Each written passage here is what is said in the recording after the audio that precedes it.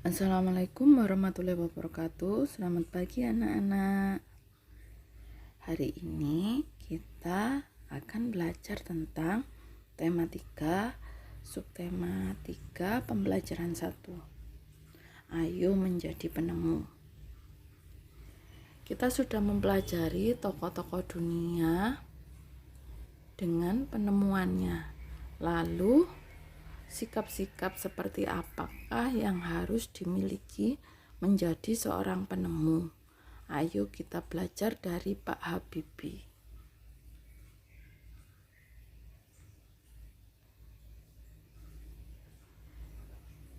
Baca dengan teliti teks biografi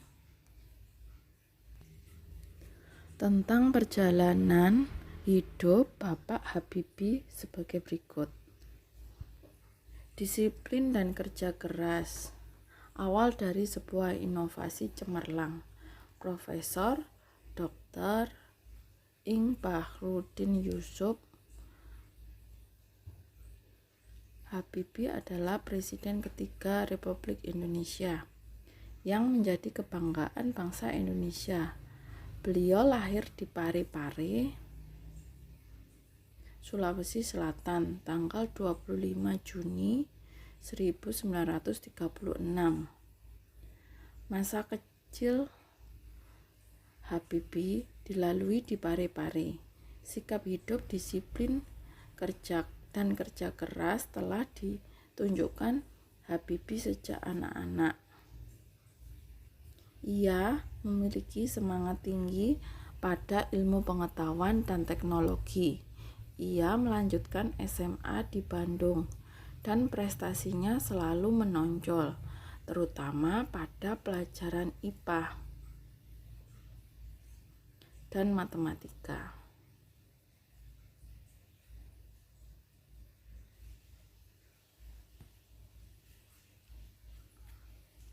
Perjuangan keras di perantauan. Didukung oleh kemauan keras untuk belajar selepas SMA, beliau masuk di ITB, Institut Teknologi Bandung. Kemudian mendapatkan beasiswa untuk melanjutkan kuliah di Jerman, jurusan konstruksi pesawat terbang. Ia bertekad bulat untuk bekerja keras dan harus sukses. Habibie selalu menggunakan musim liburannya dengan bekerja mencari uang untuk membeli buku sebagai pendukung sekolahnya. Tahun 1960, Habibie mendapat gelar diploma Ing di Jerman dengan nilai sempurna. Ia bekerja di industri kereta api Jerman dan berhasil menemukan cara untuk membuat 1000 wagon kereta api berkekuatan tinggi. Di pagi buta, Habibie harus berjalan kaki cepat ke tempat kerja yang jauh untuk menghemat kebutuhan hidup. Kemudian pulang pada malam hari dan belajar untuk kuliahnya. Tahun 1965, Habibie mendapat gelar dokter insinyur dengan nilai sangat sempurna. Buah dari kerja keras, Habibie kemudian bekerja di industri pesawat terbang Jerman. Karena sikap disiplin dan kerja keras, karirnya terus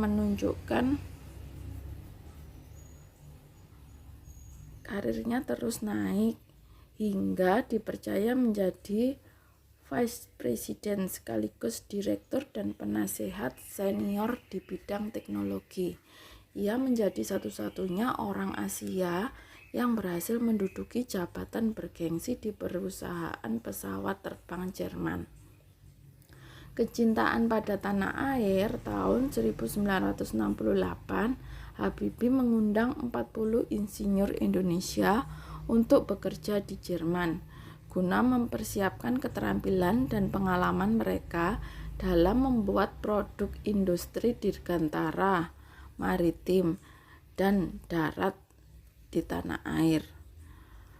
Tahun 1974, Habibie diminta pulang ke tanah air dan menjadi penasehat pemerintah di bidang teknologi pesawat. Ia menjadi Menteri Negara Riset dan Teknologi hingga menjadi Wakil Presiden dan Presiden Republik Indonesia ketiga. Prestasi cemerlang buah dari disiplin dan kerja keras. Habibie menyumbang berbagai penemuan dan sejumlah teori di bidang konstruksi pesawat terbang seperti Habibie Vector, Habibie Theorem, dan Habibie Method yang dipakai oleh universitas di seluruh dunia. Ia dijuluki sebagai Mr. Crack karena menemukan rumus untuk menghitung cacat badan pesawat terbang.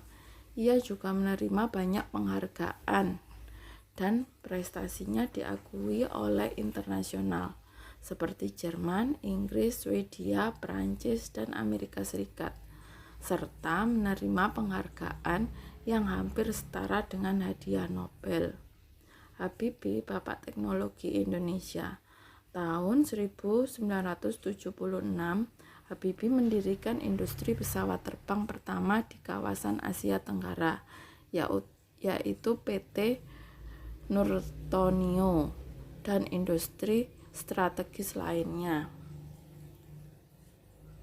Industri binaan berhasil memproduksi pesawat terbang, helikopter, senjata, amunisi, kapal, tank, panser, water cannon, kendaraan RPPM, kendaraan tempur, dan masih banyak lagi, baik untuk keperluan sipil maupun militer.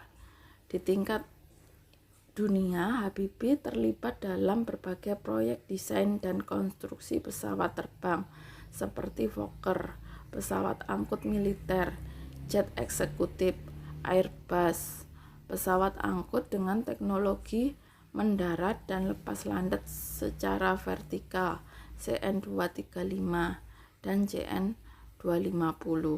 Selain itu, Habibie secara tidak langsung ikut terlibat dalam proyek perhitungan dan desain helikopter, pesawat tempur multifungsi, beberapa peluru kendali, dan satelit di tingkat dunia.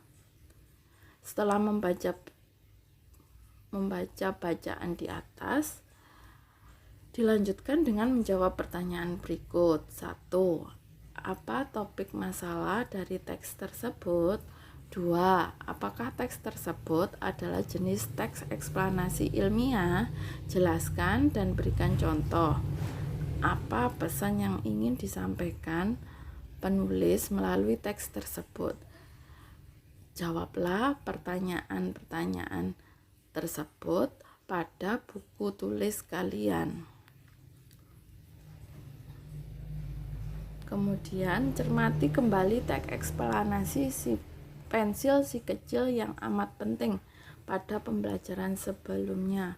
Perhatikan kata bercetak miring yang terdapat pada teks tersebut. Diskusikan pertanyaan berikut bersama teman. Apakah kosakata tersebut telah sesuai dengan pedoman umum ejaan bahasa Indonesia PUEBI? Jelaskan alasannya. Kalian tulis alasan, penjelasan pada buku kalian.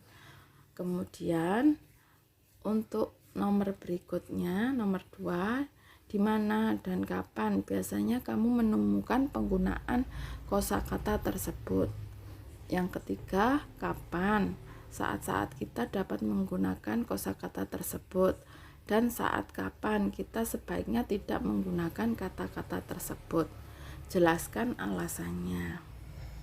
Jadi, kata-kata yang sudah kalian tulis yaitu kata-kata yang bercetak miring pada pensil bacaan sebelumnya, yaitu pensil si kecil yang amat penting. Di sana ada beberapa kata yang bercetak miring. Sudah kalian daftar pada buku kalian, dan di nomor 3 ini kalian buat kata-kata mana yang dapat digunakan untuk kegiatan seperti apa kata-kata tersebut digunakan. Dan kalau untuk bahasa tulis, sebaiknya kita bagaimana menggunakannya, atau diganti menjadi kata yang lebih sesuai dengan kata apa. Kegiatan berikutnya, cermati hasil diskusimu sesuai dengan pernyataan berikut. Kosakata baku adalah kosakata yang penulisannya telah sesuai dengan pedoman umum ejaan bahasa Indonesia PUEBI. Sebaliknya, kosakata non baku adalah kosakata yang penulisannya tidak sesuai dengan pedoman umum ejaan bahasa Indonesia PUEBI. Kosakata baku wajib digunakan dalam tulisan atau percakapan pada acara-acara formal.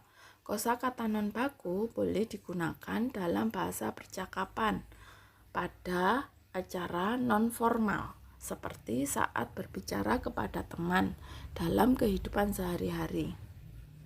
Cermati kosakata non baku pada teks pensil si kecil yang amat penting dalam tabel berikut.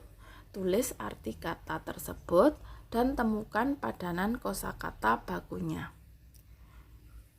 Daftar yang sudah kalian buat, kalian pindah ke tabel berikut.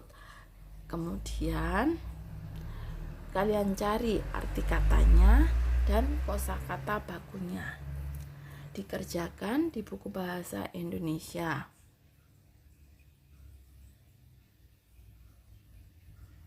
Kemudian buatlah kalimat menggunakan kosakata baku tersebut. Perhatikan penggunaan kalimat efektif pada kalimat yang kamu buat.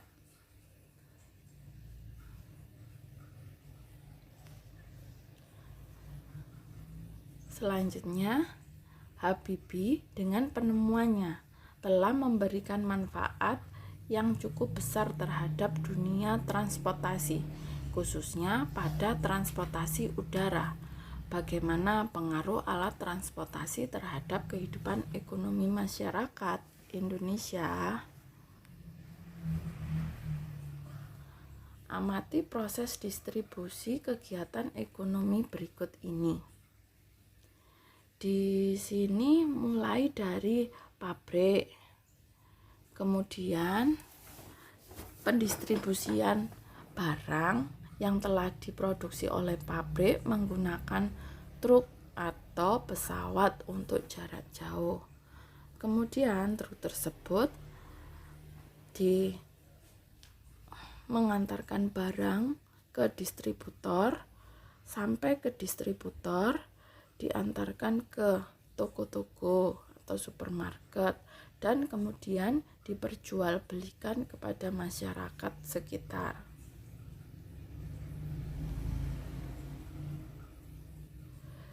Diskusikan pernyataan berikut. 1.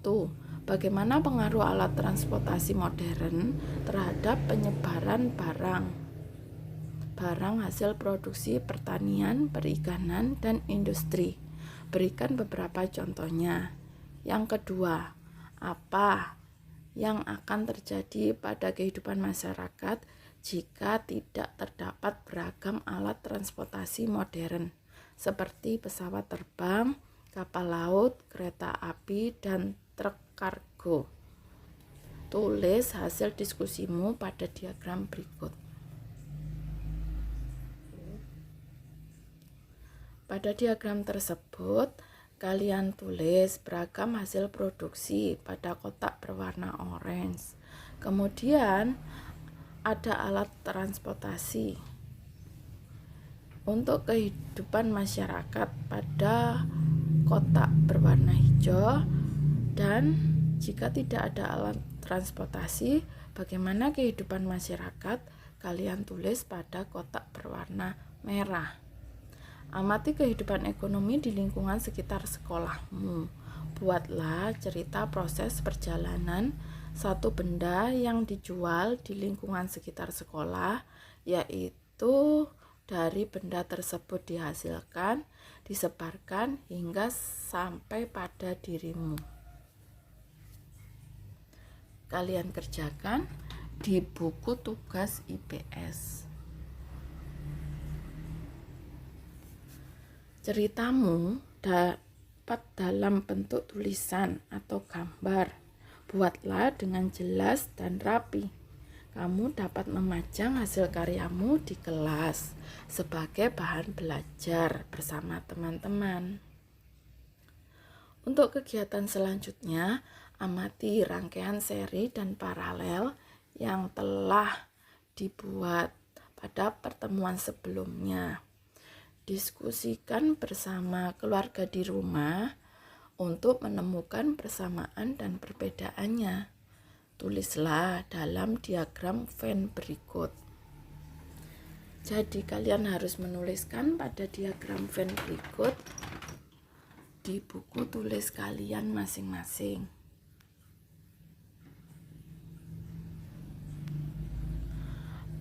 Kemudian ayo renungkan. Tekun, kerja keras, dan pantang menyerah adalah modal utama untuk menjadi seorang penemu. Sudahkah kamu disiplin mengerjakan tugas-tugas dengan tekun? Sudahkah kamu bekerja keras untuk menemukan jawaban dari beragam masalah saat mengerjakan tugas?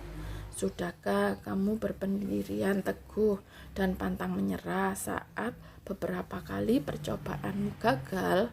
Tulislah renunganmu pada bukumu tulis dan jangan lupa dikumpulkan di sekolah saat kita pembelajaran tatap muka terbatas. Demikian pembelajaran kita hari ini. Semoga anak-anak dapat memahami. Ibu akhiri, wassalamualaikum warahmatullahi wabarakatuh.